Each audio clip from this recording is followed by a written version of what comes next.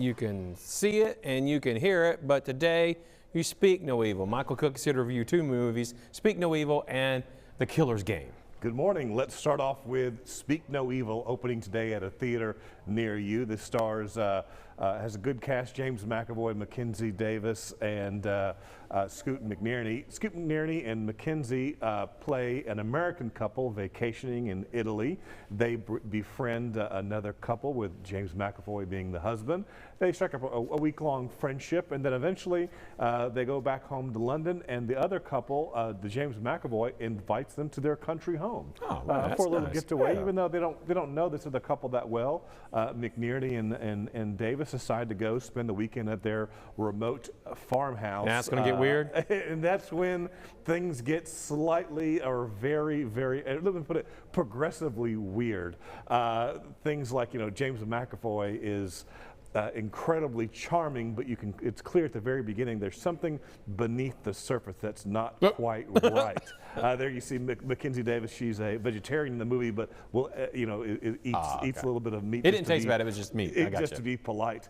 The trailer shows that this turns into a thriller where the American couple have to figure out exactly, number one, what's going on, and number two, how to get out of this situation that is absolutely terrifying. At the same time, it's also a bit of there's themes of politeness and society, and how we all want to be polite, we don't want to be socially awkward, and how in a lot of ways that could get you very, very hurt. And it's clear as this movie goes on. This is an absolutely fantastic thriller that is basically all set in this remote farmhouse that becomes absolutely terrifying as the movie progresses, and you're wanting these characters to make better choices and not be polite and stand up for themselves, because James McAvoy clearly has ulterior motives for this couple. This is can't recommend it enough. It'll keep you on the edge of your seat. You'll be scared. You'll be thrilled. I gave it a 9 out of 10.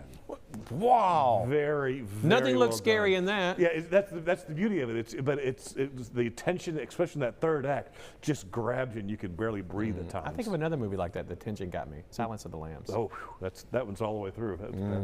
Now let's talk about The Killer's Game, also opening today at theaters. Stars Dave Bautista. In this film, he is an assassin for hire who takes out the bad guys. He's having some health problems. He kind of gets a little dizzy from time to time. While he's waiting his results from the doctor, he meets a lovely young ballerina played by Sophia Butello, and they strike up a romance. Then it finds out that he has kind of a degenerative disease. He only has 3 months to live. So instead of killing himself, he decides to hire an opposing assassin team to take him out so his girlfriend can get his life insurance. But then, as the trailer reveals, oops, it was a mistake. He doesn't have no policy?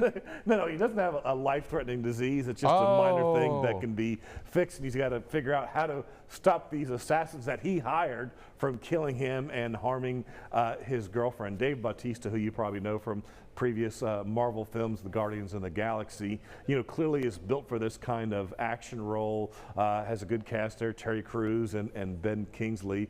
But you feel the but coming, right? You feel the however coming, this is exactly what this film is. I call this a Frankenstein movie, meaning the parts of it come from so many different other action films that they all tried to cobble it together, and it just doesn't work. It's just slow to start off. The action scenes are fine. I've seen it before. Dave Bautista, I don't think his comedic chops were really used enough in this film, and I just got bored, even with the explosions and the shooting, and then like, okay, let's move along. Can I get out of this movie theater? I got things to do. So this one, unless you're just a die-hard Dave Bautista fan or just have to see the latest action flick, I'd skip it. I give it a 3 out of 10. Whoa. So just... You've seen it before. You've seen these, many, many a time before. So watch a John Wick film. That's better. So was it better when you got home and folded that laundry finally? I mean, I folded laundry. I cleaned the painted sink. and watched it dry. It was so much better. That was much more fun. All right.